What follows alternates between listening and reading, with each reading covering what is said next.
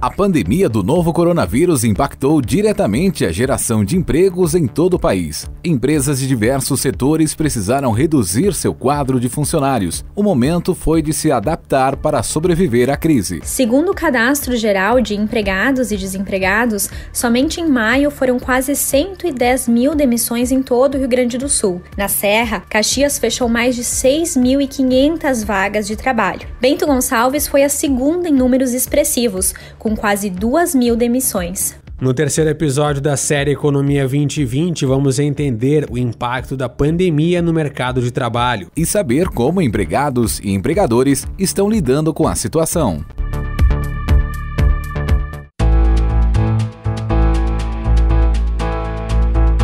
Economia 2020.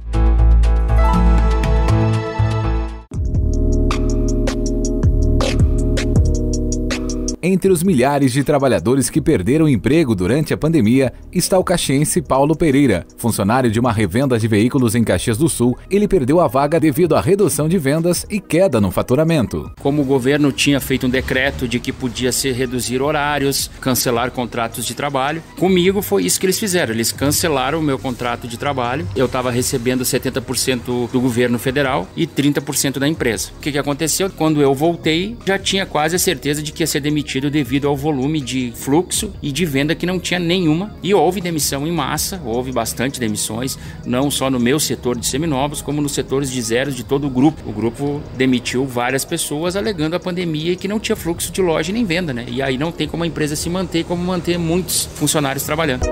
Em Bento Gonçalves, a estudante de administração Larissa Zílio estava ainda se adaptando ao novo emprego. Entretanto, após a paralisação de diversos setores, a empresa do ramo de estofados precisou reduzir despesas. Dessa forma, optou pelo desligamento de alguns funcionários. Com a chegada dessa pandemia, começamos a enfrentar então bastantes desafios, né? E com a parada, esses desafios se tornaram ainda maiores. Então eu fui uma das pessoas que teve o contrato rescindido. No momento, eu não tô que nem uma louca procurando emprego, né? Porque acho que a gente tá ciente de que a situação não está apta para esse tipo de coisa.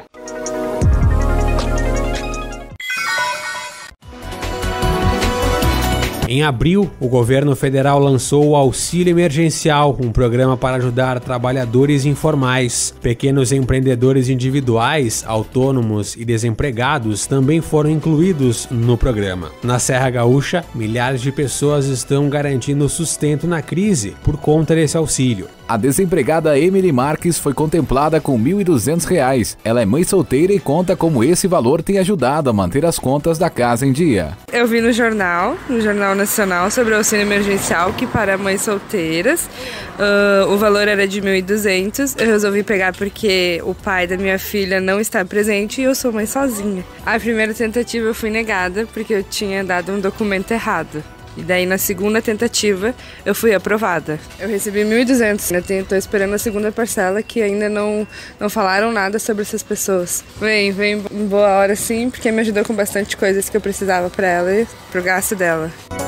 O microempreendedor individual Clademir Moraes atua como matrizeiro há 3 anos, prestando serviço para empresas metalúrgicas. Desde então, vinha registrando resultados promissores em seu negócio. Com a pandemia reduzindo as atividades do setor, o auxílio emergencial está ajudando a retomar os negócios. Eu sou o MEI desde 2017 e presto serviços de matrizaria dentro das empresas. Mesmo que a demanda não fosse tão intensa, até o início desse ano eu nunca fiquei sem trabalhar. Como as empresas reduziram a carga horária, o quadro de funcionários também foi reduzido. Aí as pessoas ficam em casa 24 horas e acabam gastando mais. A conta do banco vai secando, os boletos continuam chegando, então esse auxílio emergencial, apesar de pouco, ajuda bastante.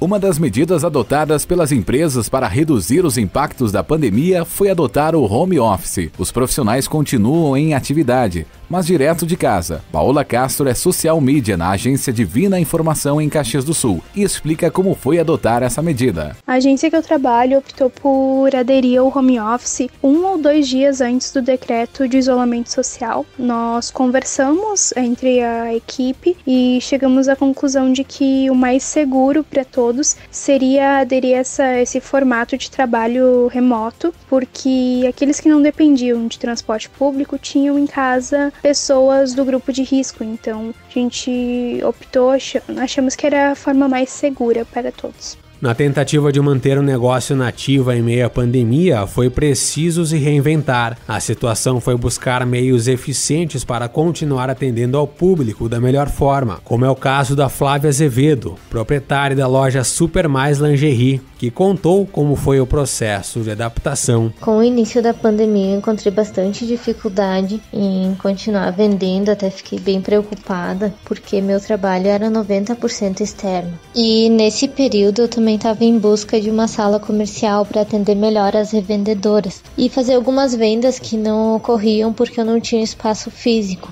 Porém, eu tive que deixar essa ideia parada, né? Porque não adiantaria eu estar ali pagando aluguel se as gurias não poderiam ir até a loja. Então, eu tive que focar em vender mesmo. Daí foi aí que surgiu a ideia de ter o site, né? Para poder vender online, que o pessoal teria conhecimento das peças, né? Que eu tenho em estoque e poderia comprar e receber no conforto da casa deles. O professor de Economia do Instituto Federal do Rio Grande do Sul, Campus Bento, Pedro Henrique Campetti, acredita que o pensamento a longo prazo é essencial para desenhar o futuro do mercado de trabalho. Tem um aspecto que eu sempre destaco, que é a questão da expectativa, do que o empresário ele está vendo para o futuro, né? Como ele está enxergando o futuro, de uma forma mais otimista ou mais pessimista. Às vezes, esse ponto de vista em relação ao futuro é mais importante do que o que está acontecendo nesse momento no presente. Porque ele demitiu uma pessoa por causa de uma situação pontual de 1, 2, 3 meses, é custoso para ele. Da mesma forma, ele manter uma pessoa, sendo que os próximos meses, num médio, talvez longo prazo, seja uma situação difícil, é custoso também para o empresário. Então, eu acredito que o empresário ele vai olhar muito para frente. O que vai acontecer? Qual a minha expectativa em relação aos próximos meses? O professor ainda acredita que seja necessário fazer um comparativo entre o Brasil e os Estados Unidos para entender as dificuldades por trás da retomada dos empregos.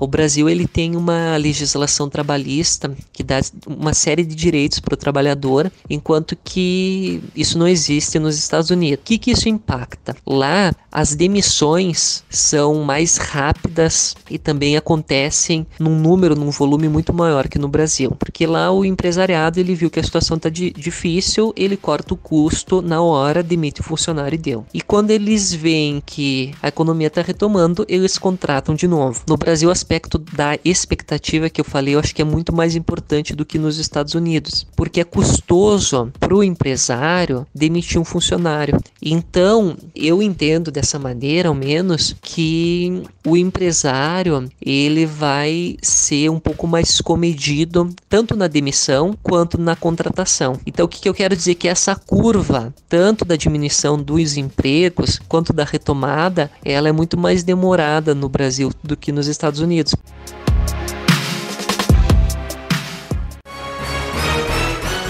No próximo episódio da série Economia 2020, vamos analisar os impactos gerais causados pelo coronavírus no setor econômico da Serra Gaúcha, quais os setores mais afetados e as projeções esperadas para o período pós-pandemia. A série Economia 2020 é uma produção dos acadêmicos Eduardo Abuco, Gustavo Colferai, Matheus Sugari, Morgana Moraes e Edna Brasil, elaborada para a disciplina de Laboratório de Telejornalismo e Radiojornalismo da Universidade de Caxias do Sul. Coordenação de Marcel Bocchese.